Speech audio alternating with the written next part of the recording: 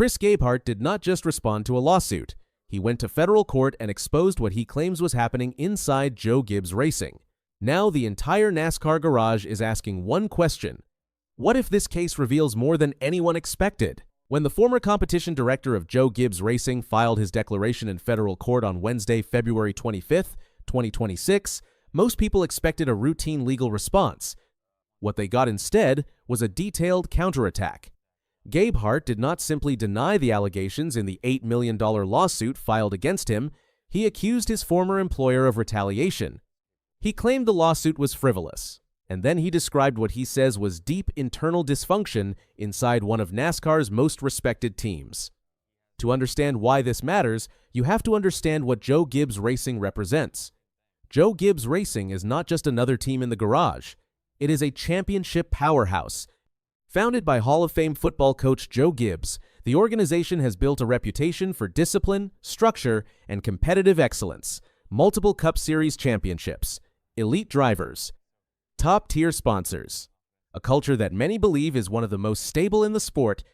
Now that image is being challenged in federal court. The lawsuit centers on alleged mishandling of proprietary competition data after Gabehart left the organization. In modern NASCAR, data is everything. Setup sheets, aerodynamic modeling, simulation programs, strategy databases. These are not just files sitting on a laptop. They are intellectual property worth millions of dollars. Teams guard that information as tightly as manufacturers guard engine blueprints. JGR alleges that Gabehart improperly retained or transmitted confidential information. Gabehart's response is direct and aggressive. He says he did not steal anything. He says the lawsuit is retaliatory. He claims he is being punished for daring to leave. That word retaliatory carries weight. It reframes the entire case. Instead of a data theft narrative, it becomes a workplace power struggle. Instead of a team protecting secrets, it becomes a powerful organization sending a message to anyone who considers walking away. But the most explosive part of his declaration is not the denial of wrongdoing. It is the description of what he says was happening internally. According to Gabehart, he was promised a role similar to a chief operating officer over competition. Full autonomy, clear authority, the ability to oversee the competition department without interference. That type of role is critical in modern NASCAR. Teams are complex operations with engineers, crew chiefs, simulation departments, pit crews, and strategic analysts. Without centralized authority, chaos can creep in. Gabehart claims that autonomy never materialized. He alleges that he found himself constantly intertwined with Coach Gibbs, senior executives, and family members on even basic operational decisions. That phrase, basic operational decisions, stands out. It suggests that what should have been routine competition matters required multiple layers of approval and involvement. In elite racing organizations, clarity of command matters. When authority is blurred, performance can suffer. Engineers need direction, crew chiefs need accountability, drivers need consistency.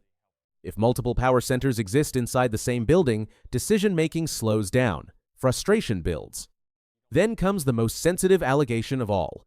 Gabehart raised concerns about what he described as a lack of accountability surrounding the number 54 car driven by Tai Gibbs. Tai is not just another driver, he is Joe Gibbs' grandson. He represents both the future of the team and the continuation of the family legacy inside the organization.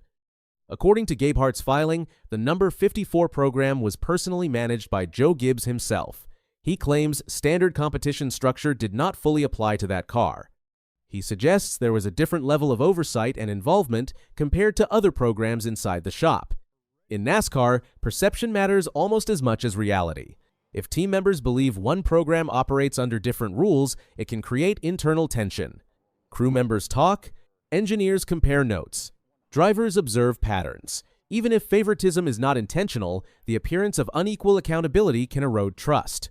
This allegation is explosive not because it proves wrongdoing, but because it touches on the most delicate subject inside family-owned sports organizations. Where does legacy end and competitive structure begin? Where does family involvement strengthen a team, and where might it complicate leadership clarity? Gabehart's filing suggests he believed the structure complicated it.